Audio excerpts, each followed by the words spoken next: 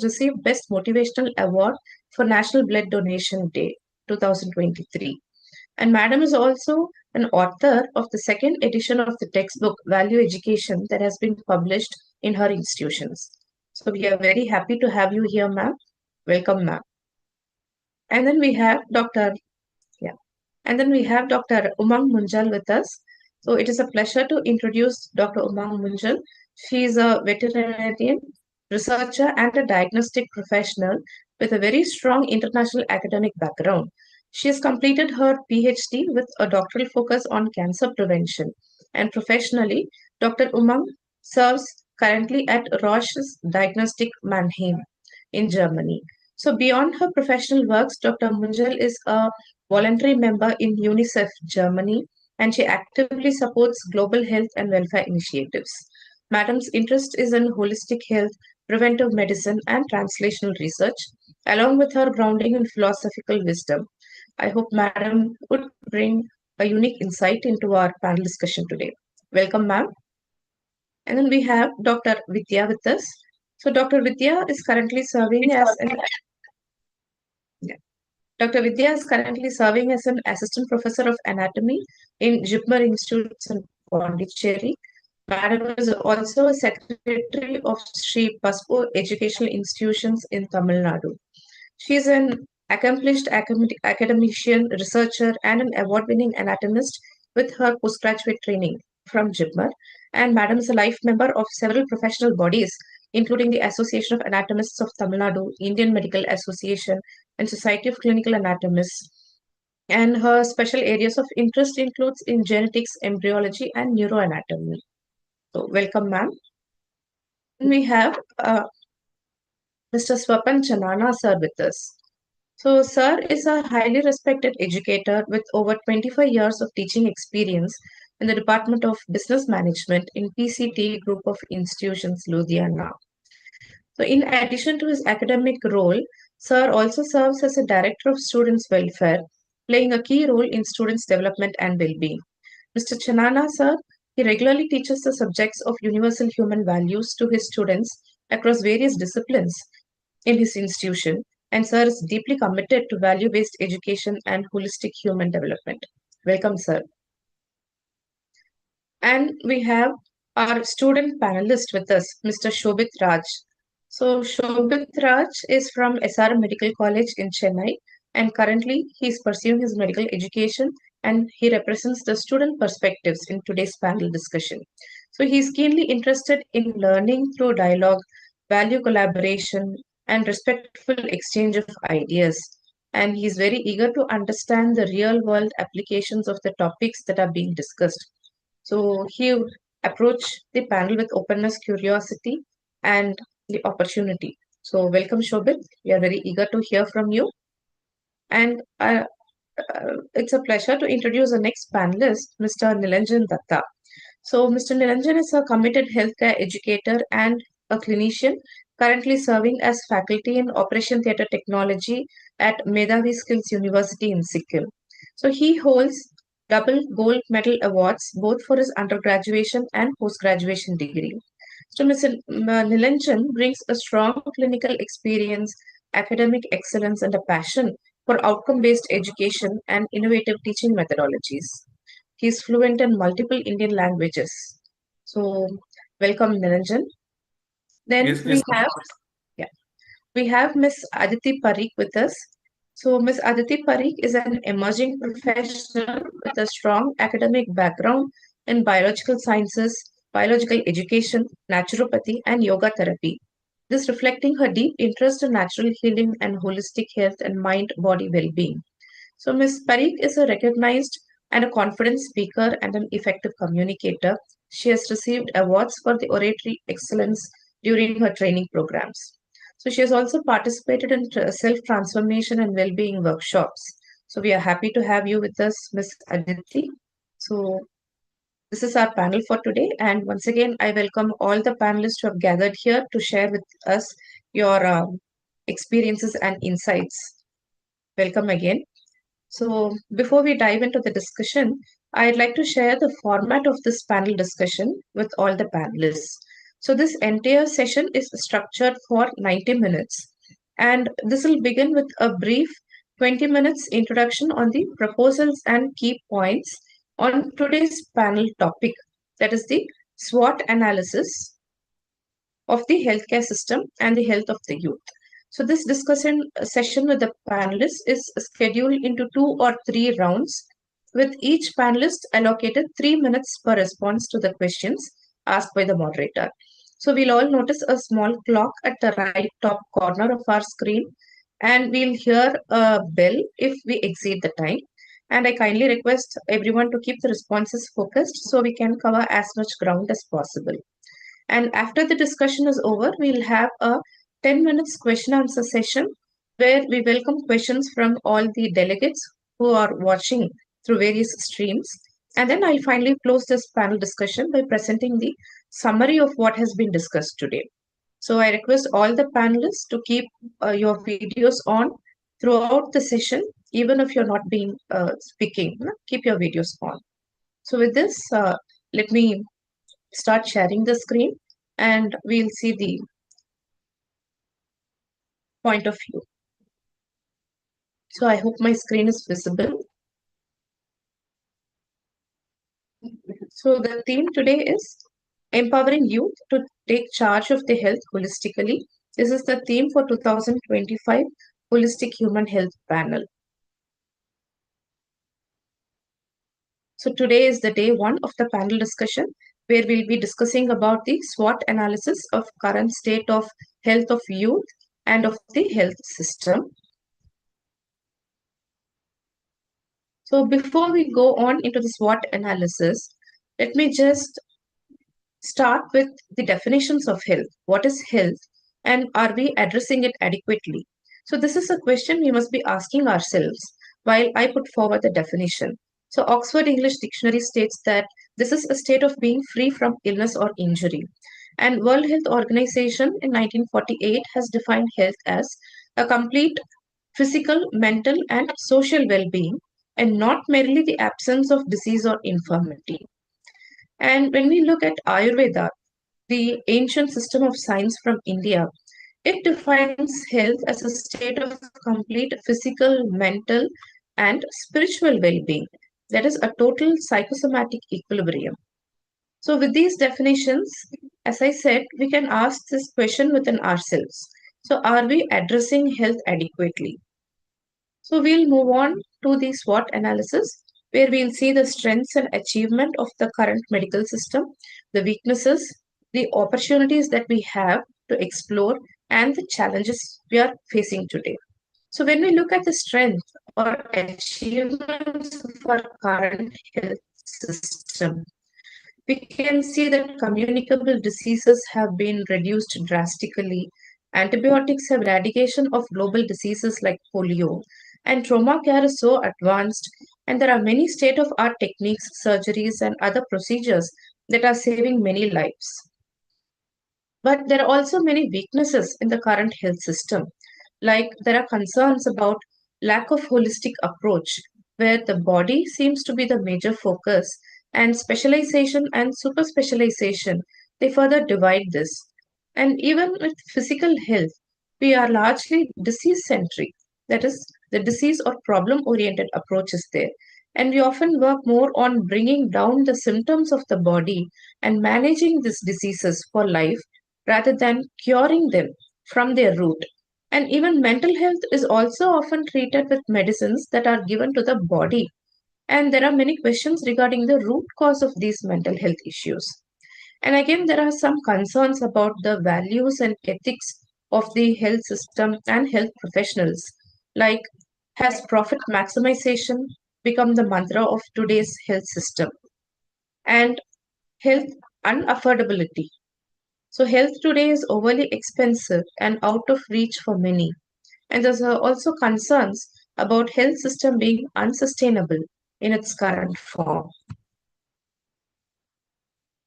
So moving on, we can further ask ourselves, where is our focus?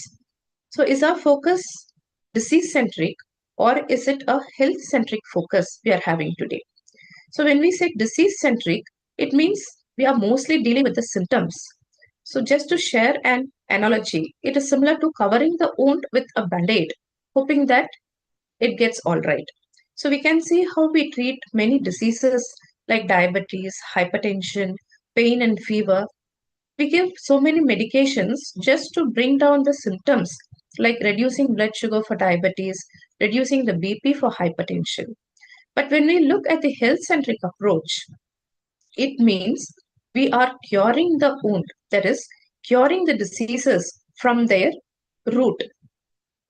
So we can ask, so should our effort be on suppressing the indicators or on correcting the root disharmony?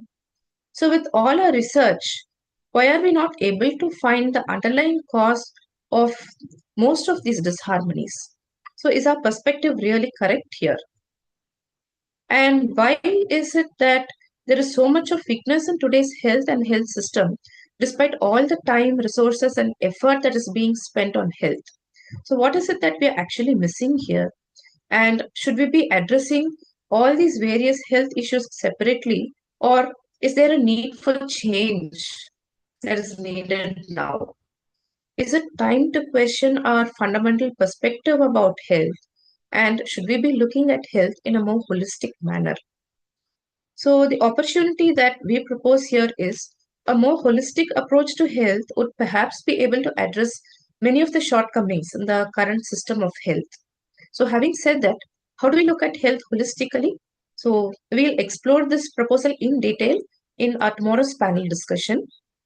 So, moving on to the threats and challenges, looking at the mental health of the youth today. So, there are some very disturbing and alarming statistics that the mental health issues are at an all time rise. And the global burden of mental health problem has been estimated to be around 45%, especially among the adolescent population. And Swana Medusa, they have conducted a study to look at the prevalence of anxiety disorders among adolescents, and they have told that it is almost like 23%. And there are many associated mental health issues like insomnia. So, a meta analysis in 2021 has stated that the prevalence of insomnia is around 35 to 70% in South Asian students. And again, we can see smartphone addiction. In 2022, the meta analysis of multinational studies has stated that Asian medical students they have around 42% of prevalence of smartphone addiction. And this is all correlating with many mental health issues like poor sleep quality, stress, anxiety, depression, and neuroticism. And there are also other associated diseases like depression, we can see. So, studies have found that even recent studies done in 2025, it has stated that there's a 49% of prevalence of depression in India and 60% prevalence of anxiety and 26% of prevalence in stress in just one state in Jaipur. And when we look at the other statistics, they say overall, like 74 of us Indians, we suffer from stress, and 88% suffer from some form of anxiety disorder. So this doesn't stop there. Looking at the stress counts, so they say that about 75% of all the doctor visits are related to stress. So this statement has come from the Center for Disease Control and Prevention from United States. And again, looking at depression, this study in 2024 was done in school children, in adolescents, and it is estimated that over a period of 10 years, from 2023 to 2013 to 2023, they have stated that depression seems to be the most prevalent health issue in school children. And again, a similar study was conducted in medical students, undergraduate medical students, and they have also come up with this number of 50% prevalence of depression. And all these things we can say it gives this suicidal ideations. And World Health Organizations has recently stated that in the age group of 15 to 29 years, this suicide is the third leading cause of death. And in India, statistics studies have been done in many different regions. Like when we look at the Western India in 2021, this study has stated that 13% of students in that particular college felt that life was not worth living. And 21 students, they had an actual history of attempting suicides. And similarly, a study done in 2020 in Mangalore, it has stated that 87.5% of their students, they have suicidal ideations. And similarly, in 2012 in Delhi, they have stated that 54% of their medical students are having suicidal ideations. So, with all these numbers, we can ask, are we really treating this mental health adequately? Or is it something we are missing here? So, what is the root cause of so much of stress?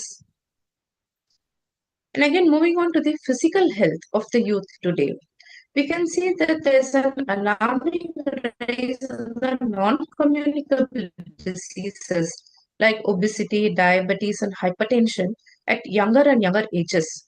We can see this in the study that was conducted between 2006 and 14 among the age groups of 10 to 19 years. So, this study has stated that there's a statistically significant increase in overweight and obesity among Indian adolescents. And similarly, a recent study published in 2025 has estimated a very high prevalence of diabetes in young Indians. We can see the numbers here. Less than 25 years, around 10% of Indian population below 25 years are suffering from diabetes, and around 13 percentage less than 30 years, and almost 18 percentage within the age of 35 years are suffering from diabetes. And younger individuals, they showed a higher percentage of increase in the prevalence than in the older age group. So this is the report done by a 2024 study that got published on diabetes. So going on to hypertension and cardiovascular diseases. So in 2022, a publication from Comprehensive National Nutritional Survey, it has stated that around 35% in the age group of 10 to 12 years and 25% in the age group of 13 to 19 years are having high BP and are suffering from cardiovascular diseases. So these are all some very alarming statistics that we are seeing. And we can also see the impact of so much of mental health on the physical health. So smoking, overuse of alcohol, poor diet, lack of physical activity, and inadequate relief of chronic stress are all some of the key contributors in the development and progression of these preventable chronic diseases like obesity, type 2 diabetes, hypertension, cardiovascular diseases, and even many types of cancers. So we can see in this study done in 2007, they have given a statement that stress is the common risk factor for 75 to 90% of diseases. And moving on to the health system as a whole, there are many concerns like values and ethics. So the health professionals today, there is a real question that are they really service oriented and compassionate towards the need of the sick? Or is the whole industry, the focus has been shifted to profit maximization? And there are also concerns regarding the sustainability of the healthcare system. So we can see the healthcare system is becoming overly expensive and out of reach for many. And there's a fear in the common man about the health on one hand and the escalating costs of trying to maintain this health on the other hand. The healthcare system in this current form, it seems to be unsustainable. So we have seen mental health issues, physical health issues, concerns regarding the values and ethics, and concerns regarding the sustainability of the health system. So I'm just opening this forum with this question. So do you think that all these concerns are different and isolated problems, or do they perhaps seem to have a common root? So do you think maybe a holistic perspective can help us here? So with this, I'll just move on to the panel discussion here.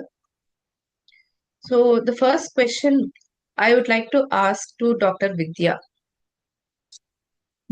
Hi. Hi, yeah, hope you're doing good. Yeah. So I'd just like to ask you. So if we look at the definition of health today, like complete physical, mental, and social well-being, do you think we are addressing health adequately? Yes.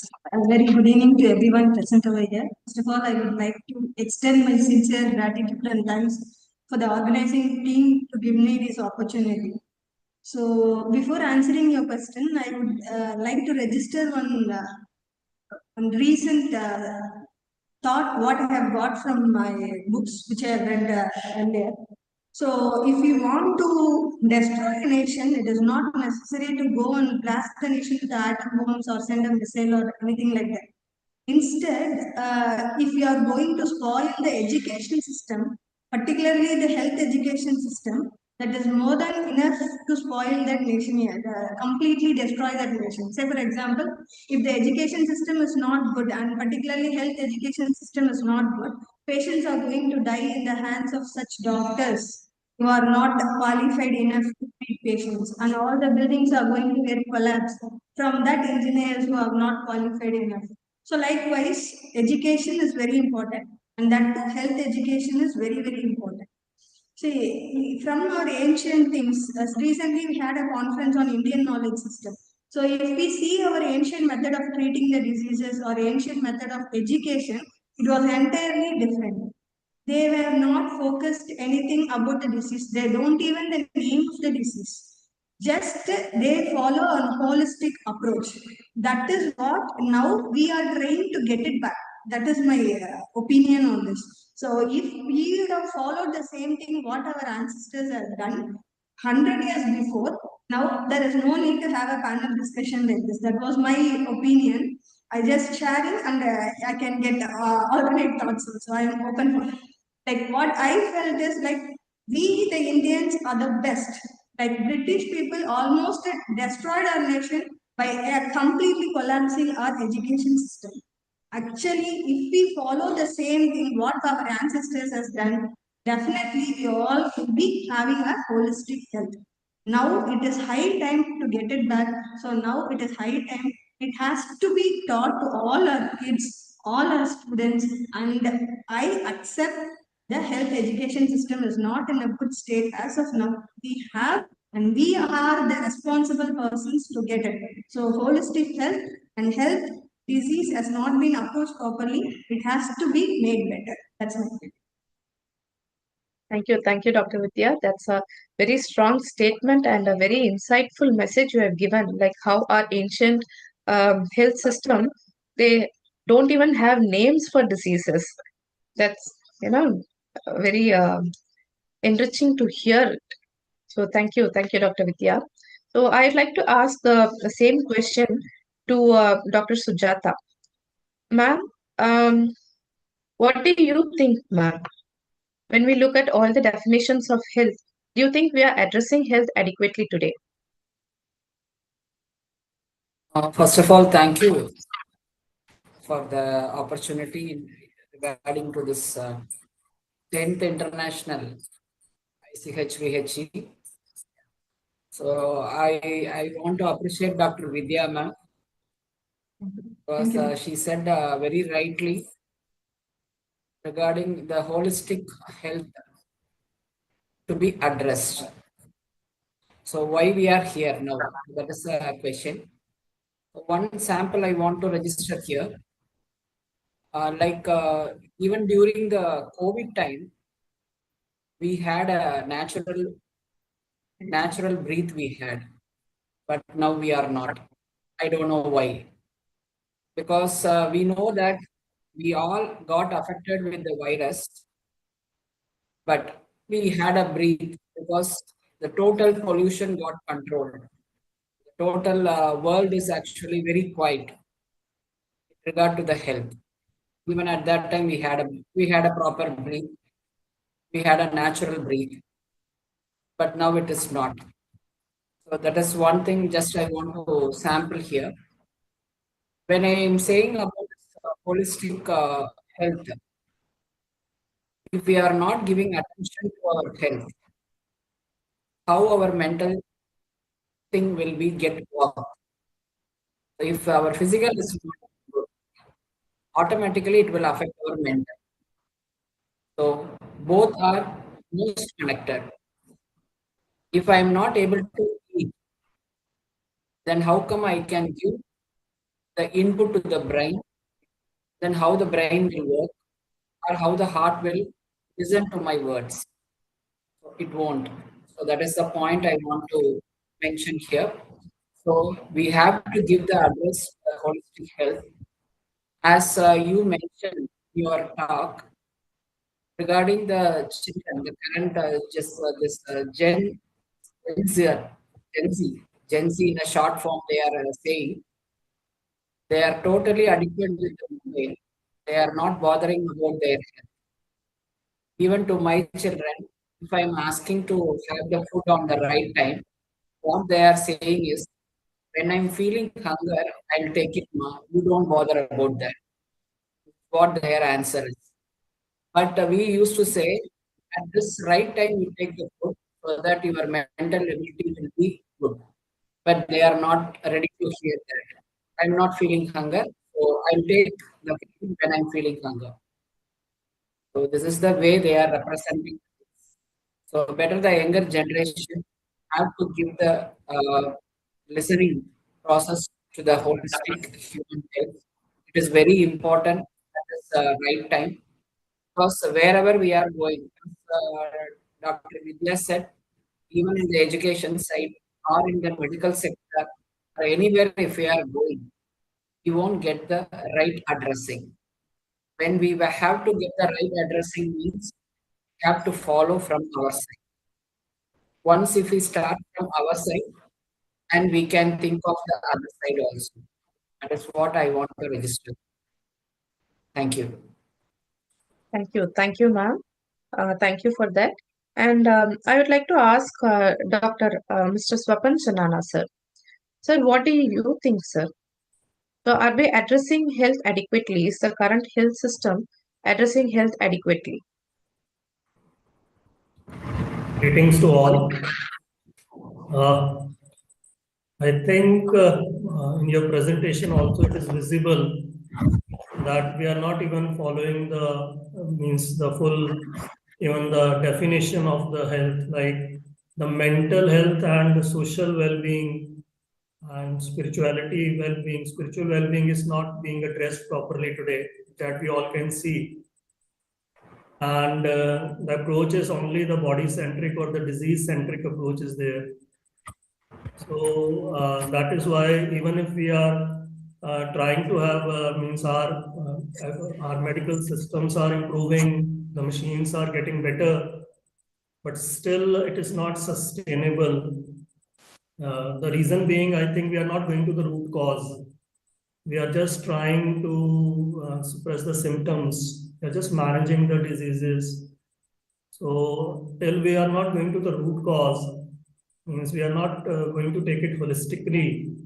Means like even Dr. Sujata said, like in North India, you can see the pollution is increasing so much. So it's all means holistic approach is missing. The environment we live in also matters. Means if it is breaking, the environment is breaking, it brings issues in my body, and then even this mental health also gets affected. We are stressed with all this. So I think it is high time to address means holistically all these means issues. Otherwise, if we are trying to means like we are trying to deal them with individually, I think we will not be able to reach anywhere. Already, we are not reaching anywhere. We can see all this. So I think yes, it is necessary that we have to change our perspective, and holistic means solution-centric approach has to be made. Means mental health, and then like the environment and the social well-being, behavior. That also I think has to be taken into account along with the body. That's my take. Thank you. Thank you. Thank you. Thank you, sir. Thank you for that. And Mr. Shobit, So you're a young budding medical student from allopathy stream. So I would put this question to you again. So what do you feel? How is our modern system dealing with health?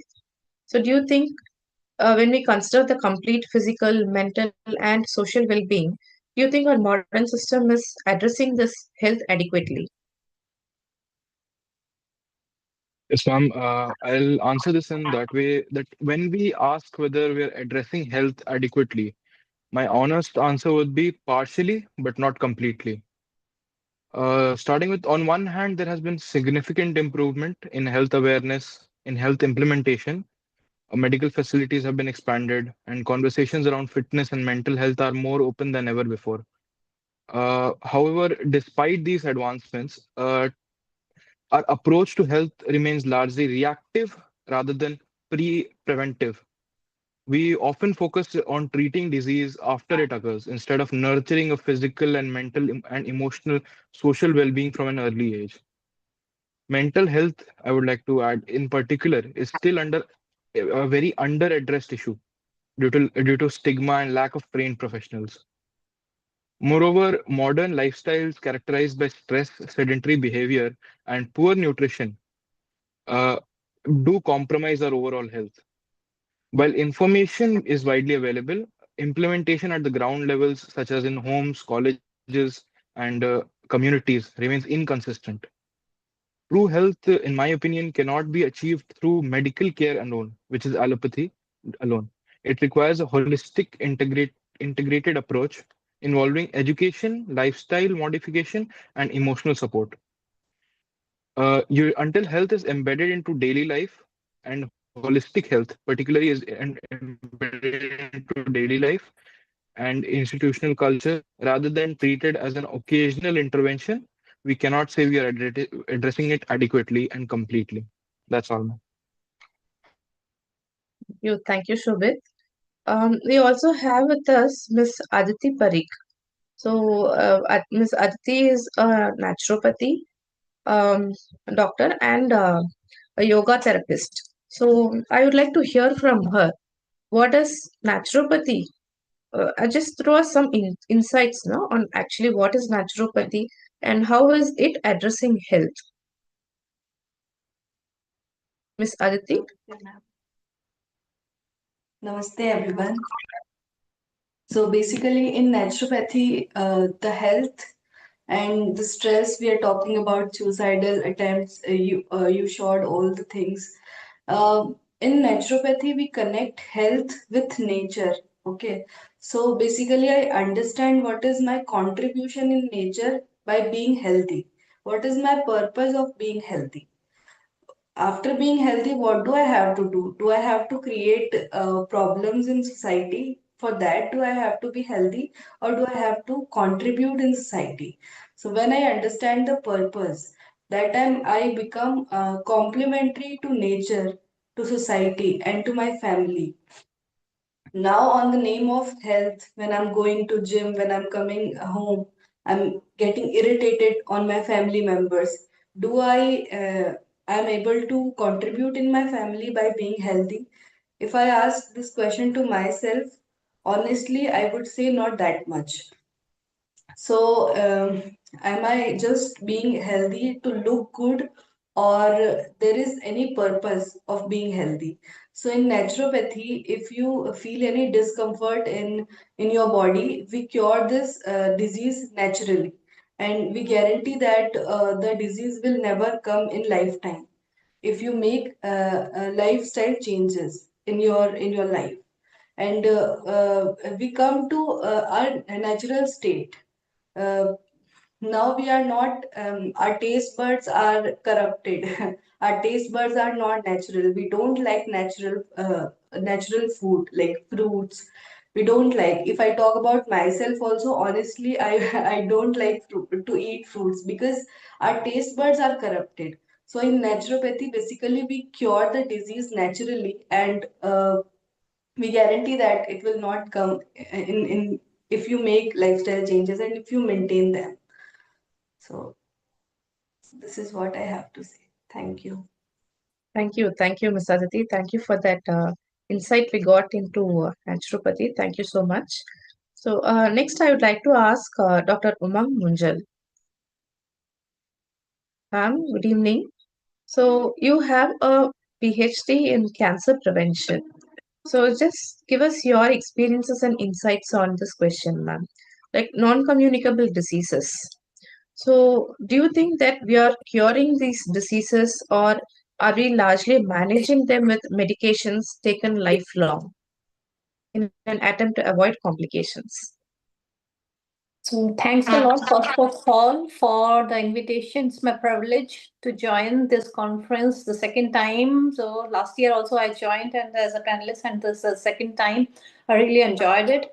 So as everybody mentioned, it's the same. In my case as well, I would say the health is not addressed holistically, because if you hear the word health, or the person is working in the healthcare sector, normally the idea comes to the mind, yeah, he's working in the pharma world, not the preventive or the diagnostics or the different naturopathy, what Miss Aditi has mentioned. So because health is a complete term which in my opinion takes into consideration the preventive approach, the curable approach, the spiritual approach, and so on whatsoever.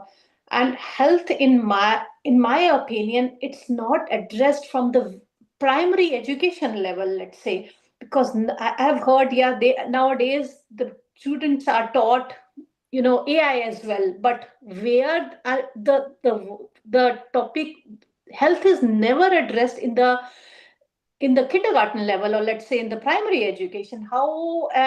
How will it like perpetuate further if the kids also are not aware of the word health, and health in terms like they have to have this idea, they have to take care of their health from the very beginning, because now I think Miss Aditi has mentioned the junk food they are taking, and they are not, the kids are not liking the fruits.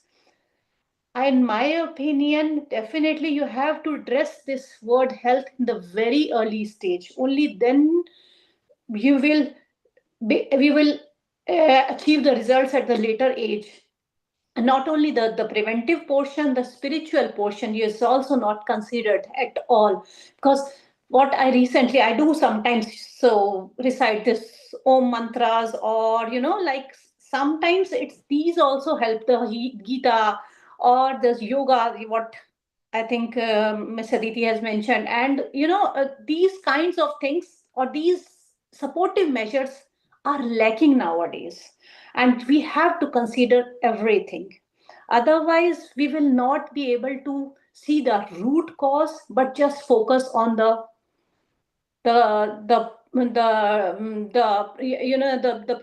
problem centric approach we are facing, accounting, not the root cause analysis. So I think these have to be taken into account before, so that we have this holistic approach towards health. Thank you. Thank you, ma'am. Nice to hear from you, and thanks for joining us again for the second time this year. Hoping to see you next year also, ma'am. Yeah. And most of our panelists here, you have said about education, the importance of health education. So I would like to ask Mr. Nilanjan. Uh, Nilanjan, do you think the focus of our medical education now seems to be more on the disease and its treatment rather than on health? Yes, ma'am. But now it might depend upon the institute. So, in my institute, like I am a skill-based education institute, I am teaching here. So it follows the national education policies like NEP 2022. So they basically apply the student-centric approach, and we teach like medical diseases, everything, but we focus on the student need.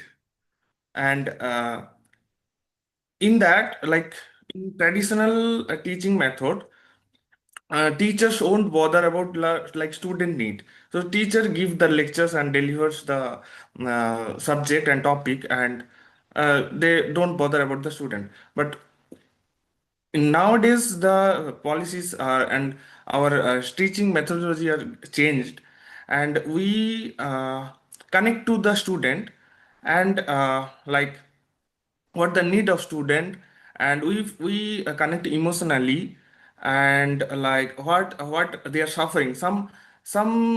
Like some back, like old generation, they won't bother about that student are emotionally breakdown, or even the stress, or in family some, or some family, or in personal life what's happening or what's going on.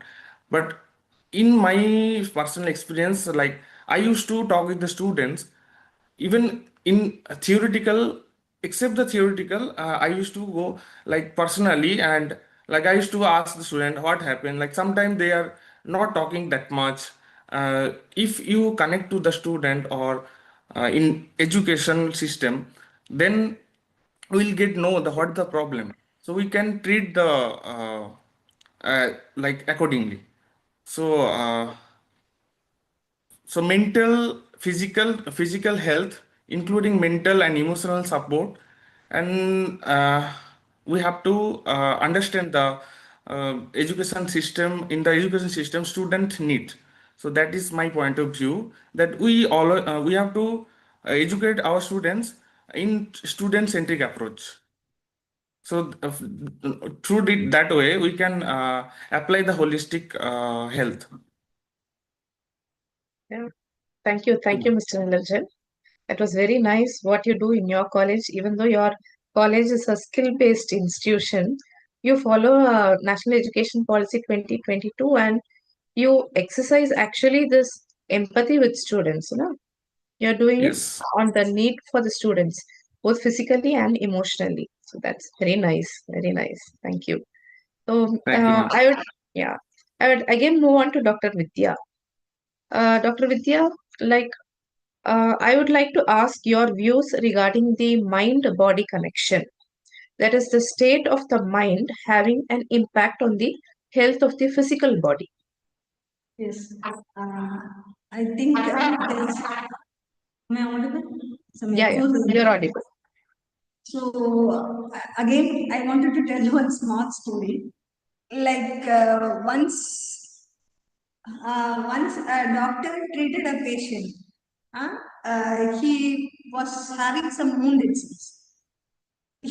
Doctor, without telling the patient anything, he have given some injections or medicines, and he assured the patient that will be cured on the next day.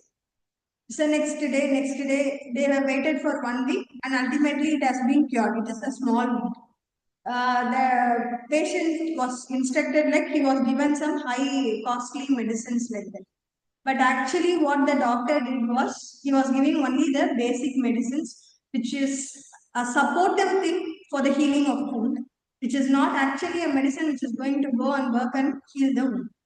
So here what happens, that mental thing is, doctor is giving something and it is going to cure my body. So that mental thought of that particular patient actually helped them more for healing of that particular wound.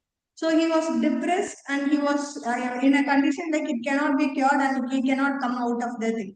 But the way the doctor addressed that patient made that patient comfortably physically. Before treating physically, he was able to convince the patient mentally strong. He made the patient mentally strong.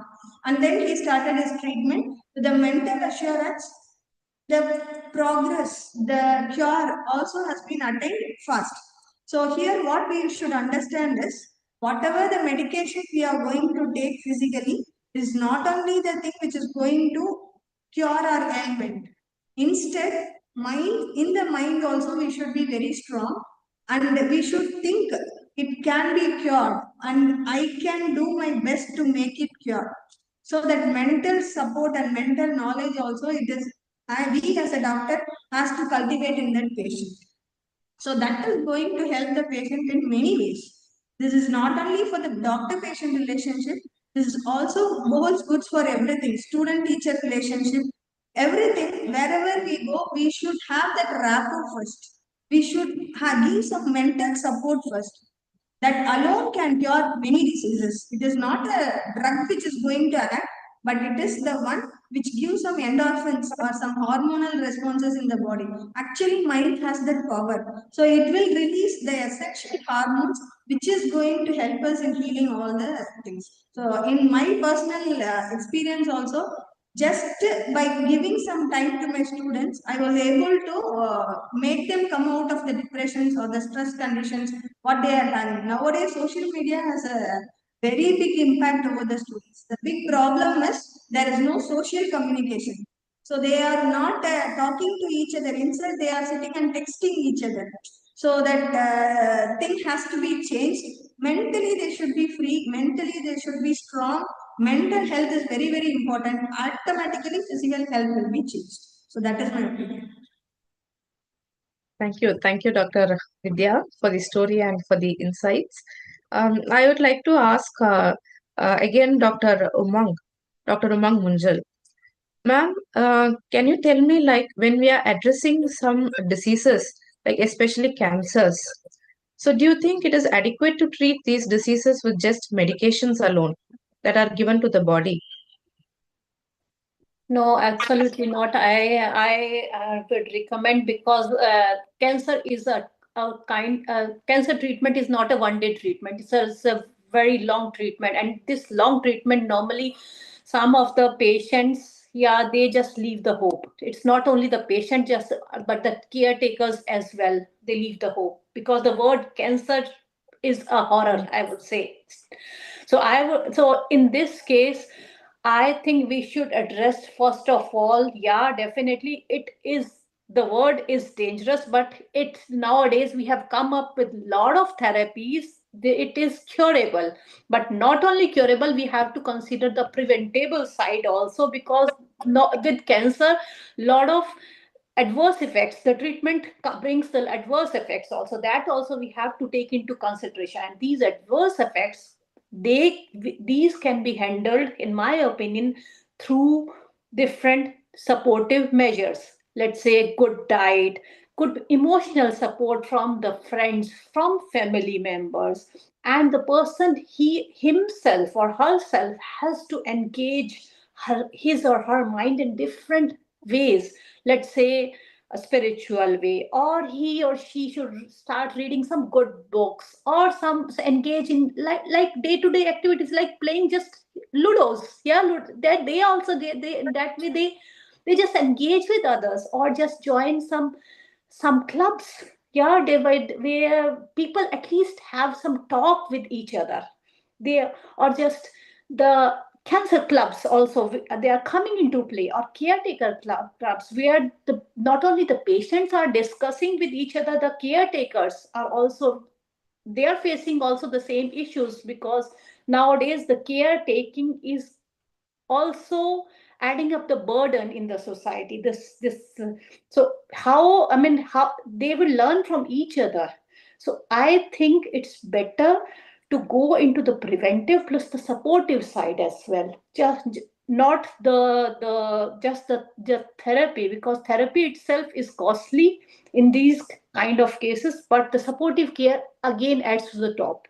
And then the patient or the caretakers are also drained off. Yeah, so in order to support this therapy, we have to support these left and right so things as well, so that we can just win this battle. Thank you. Thank you, ma'am. You have thrown us many beautiful insights. No? Your answer, like, therapy is costly. You have said about the financial burden it is causing, and also the manpower burnout that these long-term chronic diseases, non-communicable diseases are causing. And you said one very beautiful point about the emotional support. So that was very beautiful. And in tomorrow, our panel discussion, that is the vision we put forward. How relationships are also very important for the physical health of the human. So thank you for all the insights, ma'am. And perhaps from your direct experiences. Thank you, ma'am. And now I'd like to ask Mr. Swapan Chanana, sir. Sir, we have seen that there is mental disease and there is some treatment going on now. But do you think that it is perhaps the right time to start addressing these mental health issues with a serious approach before they actually turn into a crisis for the individual and for the society? Yes, definitely, man. I think this anxieties and means in the youngsters we can see that they have this, like you mentioned in your presentation also, they have sleeping disorders and they are too much into their this gadgets, and they are not sometimes they are into isolation. They are not even talking. And so I think again in the family or in the education institutions, we can see all these symptoms that if they are feeling lonely and they are not coming out of their shell and they are not behaving as socially, means as we in the family also, they are not that interactive. So I think because they also have a lot of means again the competition, the peer pressure, and we all can see today all in the student life we can see we are in all professional colleges, the packages pressure is there. We all want to be successful from that point of view. So a lot of pressure is there.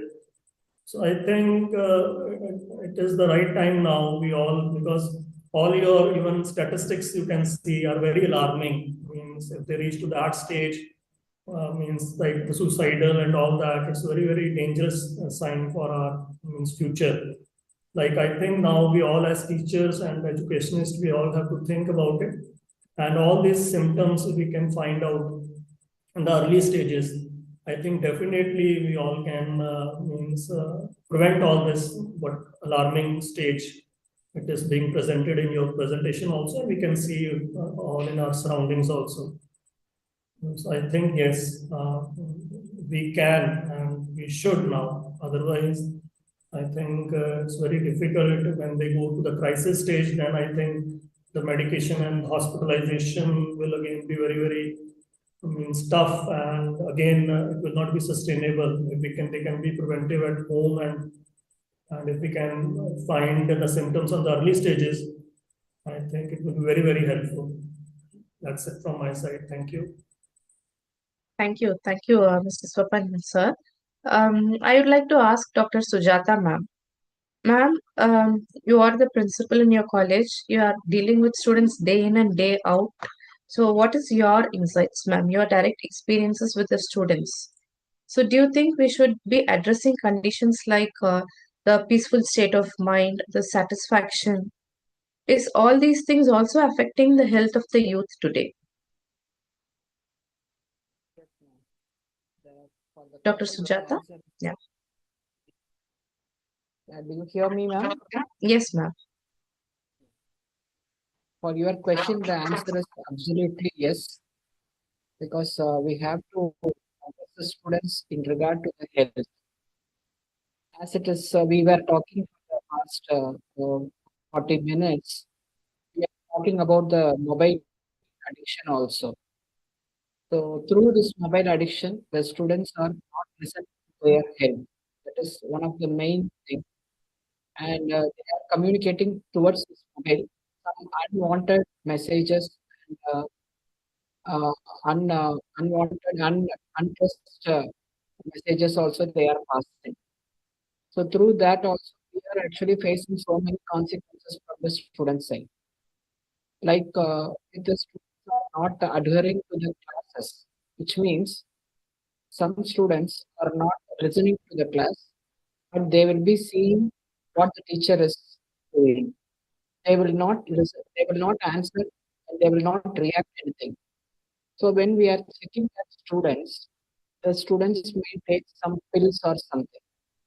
So if we are identifying that thing and we are taking the steps, next step is we have to set the students from the counseling, and we have to make the students to understand in what way they have to react. All these things we are actually doing towards the students. So this is one or two cases we are facing as a challenge.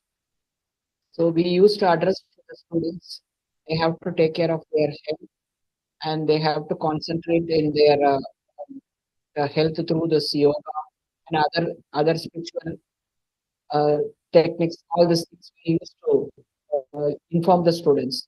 Even I used to say to the students as my own example. When I did my PG project in ISRO, Bangalore, so at that time I felt to bring out the solution for the problem. So what I did is I used to do yoga morning 20 minutes around 5 to 5:30. I used to do this yoga. What I felt is really my mind as well as physical health got connected. So I used to get the solution automatically, even without my knowledge. I am getting the answer. In such a way, I had a feeling. So that was really amazing. So I used to say that as a tool to the students also. Try to go with the yoga, which will be helpful for you, not only for the physical, especially for the mental health, because it is giving the solutions even if you are not asking also. So in such a way, you will be getting it. So all these things we are telling to the students also, and some students, as you also know, the society is actually, I don't know how they are rupturing the students different ways. And the students are getting into that, and we are actually trying to bring out of that path. We are giving the app counseling to the students, and we are bringing out from that path. This why I'm saying here is, even when I'm growing, I know that which is right, which is wrong. But nowadays, the students are not knowing that, even though it is wrong, they are actually voluntarily entering into that path. So we couldn't stop at that moment. After they are getting some problems, then only we are actually addressing those things, and we are bringing the out of that path. So that is the situation now. So it is very much needed. The student have to get connect their physical as well as mental. So it is absolutely yes. It is need of the hour. Thank you. Thank you, ma'am. So that was very nice what you said. Your direct experiences with yoga and the clarity it actually gave, and the answers that you seem to get automatically. So that's a very powerful insight, ma'am. And tomorrow, in our discussion again on the vision for holistic health, I'm really hoping that you would throw more insight on this. The role of the mental health. Yeah, we are looking forward to that, ma'am. And it was also very concerning and disturbing, like what you said about the state of youth today. So all these different not so good habits that students are getting into, that's really worrisome. Yes, and the impact of the mental clarity that has on the mental health and the physical health. I think that needs to be the major concern today, especially in our educational system. Mostly it is skill-based educational system nowadays. So just some equal importance or at least some importance to values would, throw a big change in the way students deal their life. So very nicely said, ma'am. Thank you, ma'am. So I'd like to ask a Shobit. Shobit, you are a student and a medical student. So what do you think, Shobit, about the state of mental health? And do you think mental health needs to be addressed more rigorously so that the physical health also gets aligned properly? Mama, about mental health and addressing mental health, it's that addressing mental disorders is one of the most important health challenges, in my opinion, in our time. Mental disorders affect not only an individual's emotional well-being, but also the academic performance, their interpersonal relationships, their productivity, and moreover, overall quality of life. Therefore, they must be addressed with the same seriousness and priority as physical illnesses. The first and most crucial step in is awareness and destigmatization. What we are doing as a society right now is, instead of preventing and treating, we are demonizing and stigmatizing mental disorders. Open conversation about mental health and normalization of seeking help and essentials to break this stigma, especially among youth. Secondly, early identification and prevention play a vital role. Something like a screening program in schools and colleges would be a very good step in preventing these disorders. Thirdly, an effective management requires a holistic approach, which we are talking about today. Treatment should not rely only on medications, but also include psychotherapy, lifestyle modification, and stress management. A supportive family, a peer group, and support from the institution itself significantly improve the recovery outcomes, in my opinion. Finally, mental health care must be accessible, affordable, and continuous. In conclusion, ma'am, addressing mental disorders requires compassion most of all, awareness, and early intervention. By creating supportive environments and prioritizing mental well-being, we can empower individuals and lead healthier, happier, and more productive lives. That's all, ma'am. Thank you, Shobit. So we have been discussing enough about mental health, and tomorrow we'll go deeper into the vision and solution. And one of the solutions Shobit has given us to do a screening test at school level and college level to identify students and interact with them more rigorously. Look at the mental health. That was very nice, Shobit. And let me move on to Mr. Nilanjan. We saw about many concerns, especially this concern about the lack of compassion for the sick. So, what is your genuine thought about this? So, you're in a healthcare system in a medical field. So, what is your thought on this, Mr. Nilanjan? So, ma'am, can you repeat again? Lack of? Lack of compassion in the healthcare professional for the patients. So, do you think this concern that it is really genuine? Do you think that healthcare professionals are really running behind money and they are not showing this actual empathy to the patients?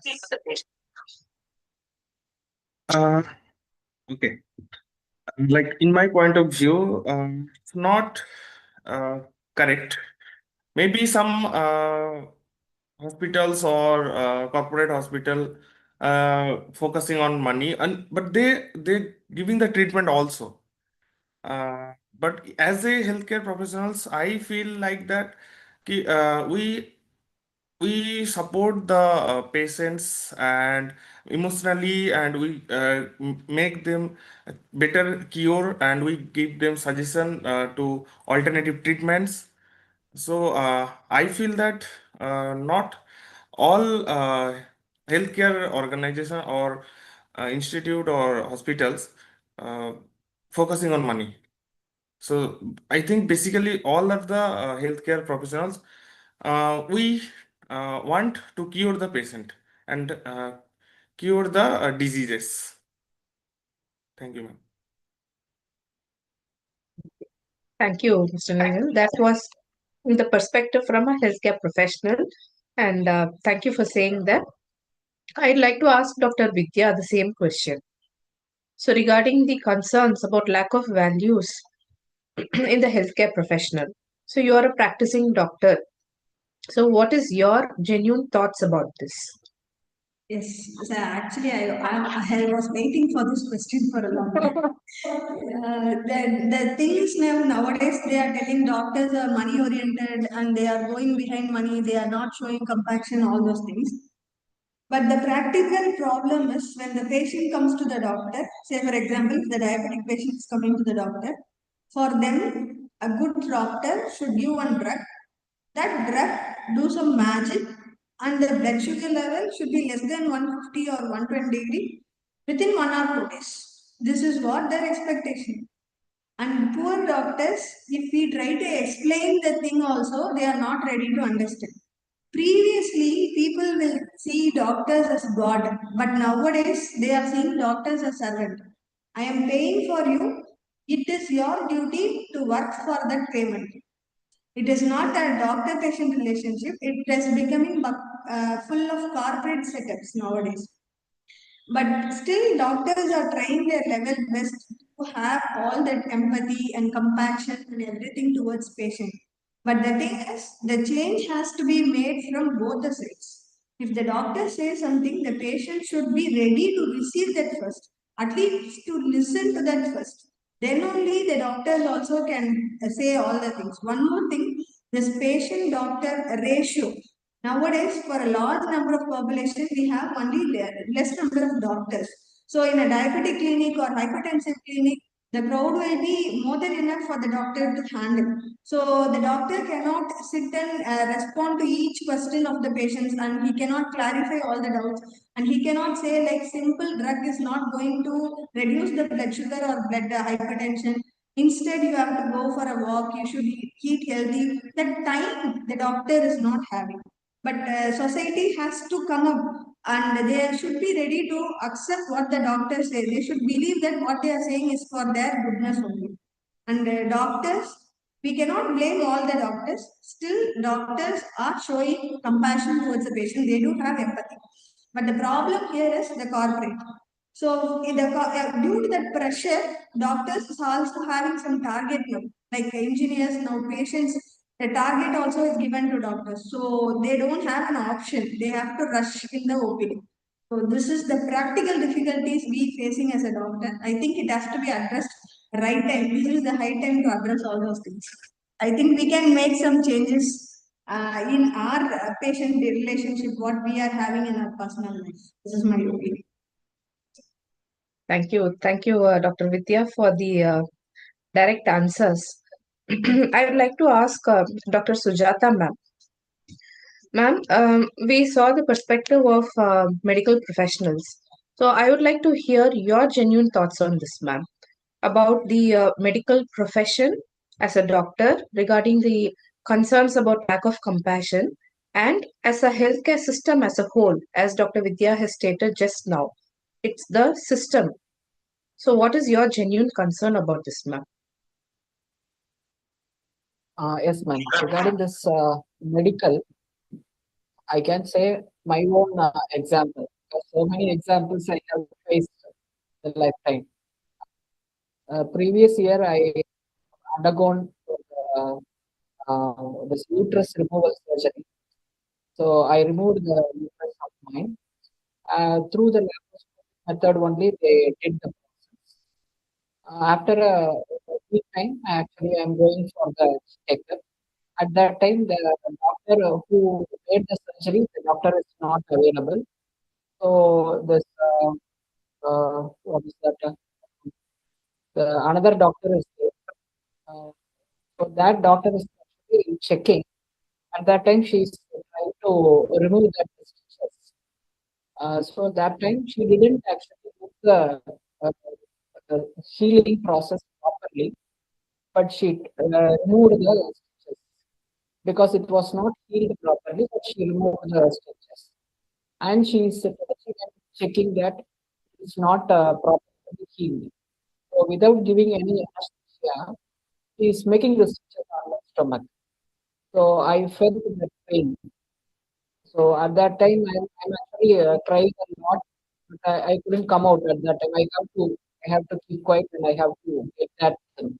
So I felt very bad because I believed a doctor is actually doing the profession with the complete compassion and empathy, all these things. At that moment, I didn't feel that one. Who actually did that surgery? She's very good. Who is coming for the duty doctor?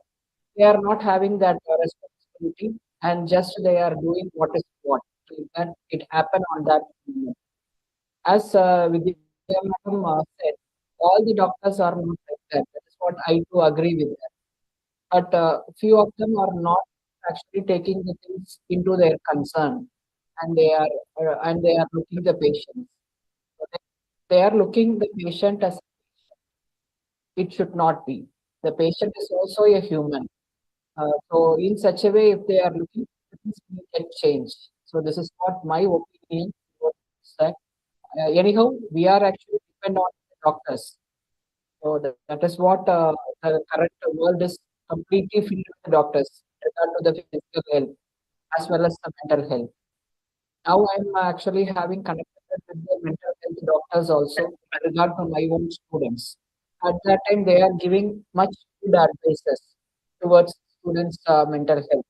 So that is really based on the concern what they are having on the institution, on my side as well as students. So I felt happy. So that is what. So the doctors have to have all these things in their mind when they are doing their profession. That's what my request is. Thank you, ma'am. Ma'am, regarding your concern and worry about how your health is completely dependent on doctors. So we have a proposal for that in our tomorrow vision. You can just listen to that and we'll explore more on that, ma'am. Like, is it really the state? Like, my health is dependent on some other person. Is it really the state, or do we have a solution for that? So we'll see more in detail about that tomorrow, ma'am. And thank you for the other insights, ma'am, and the way you take care of your students with collaboration with mental health issues. And I can see with a few of the answers from our panelists for this question regarding lack of concerns, what I feel is we can come into a conclusion that it is not the intention of the doctors to show that lack of compassion, but maybe something stems from the expectations from the doctors on patients, expectations of patients on doctors, and the societal pressures and other societal norms that is overall showing the picture that there is a lack of compassion. So, yes, with that, let me move on to the last question of our discussion today. So, Miss Aditi, I would like to ask this question to you regarding the sustainability of the healthcare system. So, there is this concern regarding the sustainability and the unaffordability of the healthcare system. So, what do you think? Do you think this is a real concern? Ma'am, can you please explain it a bit? So we were discussing that there's a concern regarding the unsustainability and the unaffordability of health to common man. So do you think this is a real concern? Yes, I think definitely. And if I talk about naturopathy also, it has become so much expensive that people can't reach to the hospitals. And if people focus on mental health also, taking a therapy is very expensive. And if we talk about cancer, cancer is becoming very common nowadays. And if we look at a common man, they save their lifetime savings go in diseases, and they live with the fear of diseases. They save so much in the fear of that in future I'll have some disease. For that I'll need money. So for that, that man lives in a fear, and that fear creates diseases. So I definitely think that it is not affordable, and somewhere we are not talking about health actually in this. We are talking about the solution of the disease. We are not talking how the disease will not come, what the person will do to so the disease will never come. Instead, what a doctor is doing, even naturopathy doctor, what we are doing is we are making that patient habitual of me, so that patient keep coming to me and I keep earning money from the patient. So this loop is keep going on, and unknowingly only we are doing. Intention is good, but this is what is happening. So I definitely think it is correct. This today's situation, and we need to think about it. Thank you. Thank you, Ms. Aditi. So I'd like to ask Dr. Mr. Swapan sir also. So what is your idea about this, sir? About the concern regarding sustainability of healthcare system? I think, yes, ma'am. I think in general, we can see that in your presentation also, and we can see in our experience also today, the profit maximization is at the center, even in the medical profession. So even the number game is here also, they are also being given targets. So I think if they are being given targets and if the profit is at the center, obviously this expenses are going up for a common person. It's not be affordable. And even you can see even before the disease is diagnosed, means in testing and all that, lot of money is being spent, and how means a common person can spend so much. And then all the panelists are right that if even the hospitals are full, because even the patients, we are also not taking care of our health, and for small issues like which can be taken care of, because health is not at the center, and we just go in the hospital and go to the hospital and there are long queues, and even doctors, even if they want to means make you they want to see you, but then because of this, I think they are not able to give full time. So from that point of view also, I think it is not sustainable. So yes, we can see in the present form, I think it's not, generally it is not sustainable and it is not accessible to all. I think, but then we have to make way to means come out of this so that it becomes more sustainable and affordable for all. Let's hope that tomorrow we will see that how that this can happen. Thank you. That's my. Thank you, Mr. Swapan sir.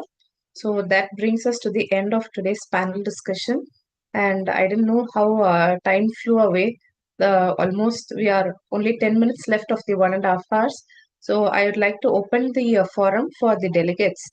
If delegates, any of you are having any questions, you can raise your hands or post your questions in the chat. Or even if any panelists, you have any questions that you would like to address to Maybe others. we do have a chat message from Marisa Puche. I hope I'm pronouncing her name correctly. If she would want to put the question herself, maybe that would be nice. Or I'll read from the chat. So Marisa? Yes, hi. Yeah, welcome. Yeah, I'm from the EU. Yeah. Can I be heard? Yes, ma'am. Yes, You're heard. Hello. Yeah. Yes, ma'am. You're audible. I've always believed in holistic health and have been an advocate since 1997. And I believe that it's all because of a mindset change that I made during that time, and I realized that you can cure yourself if you support your body to heal. It was an experience for me. That's why I believe in holistic health. And the latest technology, science develops and provides us with changes, development in healing. And the latest technology that I got myself into is frequency medicine. So we are able to support our body's healing capacity by providing our cells with with the frequency it needs to be able to perform. So that's my thought for today. That's really a new aspect that we are hearing, ma'am. The frequency medicine. If I'm right in understanding, is it like the vibrations that are being produced? So they have an impact on the cells in the body and they have a healing effect? Yes, vibrations have to be in the right frequency for certain things to help us. So it has to be the right energy, the right frequency, so that it resonates with our cells. So it's not just any vibration; it's got to be the right vibration. Yes, ma'am. Thank you. Thank you for this new information, ma'am. You're always open to explore any new proposals. Thank you for joining us, ma'am, and thank you for the insight. You're welcome. Yeah. Do we have any other questions?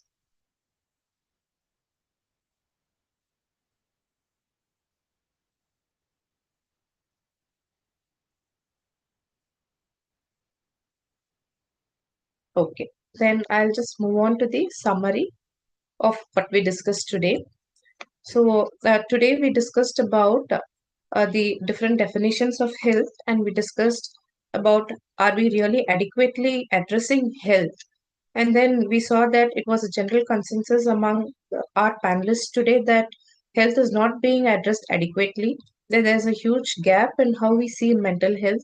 And like our student panelist here has mentioned, that mental health has become a stigma to be looked at. So, and even our many other panelists were also highlighting about the importance of mental health being addressed adequately, especially the impact a very strong mind has on the health of the physical body. So we saw all those things, and we also saw about the non-communicable diseases, how these diseases are getting treated by medicines given to the body, and is the root cause really addressed? And then we had experts among the panelists say that the mental condition of the patient, the emotional empathy of the patient, has an equally important effect on the physical health, rather than just relying only on the medicines that are being given to the body. And then we discussed some other concerns like lack of professionalism, lack of empathy. And we were able to see that maybe not at the level of intentions, but when it comes to expectations or societal pressures, we do portray a picture of lack of empathy. But definitely it is not from the level of intentions. And then we also saw discussed about the sustainability of our health system today, and that concern was really raw. Like we have Miss Aditi here, who has given a very beautiful statement that people are living in fear of accumulating money so that they can treat their health conditions, and it is this fear that is actually causing the disease. So that was a very beautiful statement Miss Aditi has given, and that gives us a glimpse into the unsustainability state of our current health system today. So that was all we discussed today about. And we had Dr. Sujata ma'am. She had raised many concerns, and she had given us many insights. And I have been telling her tomorrow we'll be seeing. So tomorrow our topic of discussion is the vision for holistic human health, the proposal from the universal human values. So we have many different proposals, and maybe we might find answers to all of the concerns and topics that we discussed today in our tomorrow's panel discussion. So that was a really very enriching session that we had today for the past 1 hour. And I thank all the delegates who are present here for taking your time, being present with us, sharing your insights, and adding to the knowledge. And thank you so much. And I also thank all the panelists also and the other delegates who have joined us through all the other streams for your time and your presence here. Thank you so much. Thank you very much Thank you, indeed ma'am. See you for tomorrow. the insights. Thank you, ma'am. Thank you, Thank ma'am. you everyone, all the Thank you. panelists for being there and pouring in your insights and thoughts. Do be with us tomorrow as well at 7 same time with the keynote session that will be on the vision. And definitely we'll also have discussion also at the same time. We do have a 15 minutes break. After that, if you want to join in any of the upcoming sessions that are there, definitely everyone can join. So see you tomorrow again. Yeah. Okay. See you all Thank you, tomorrow, ma'am. Thank you. 10:30 p.m. Yeah. Thank Good you. night now. Thank you all so much. Thank you. Thank you. Thank you. See you. Namaste.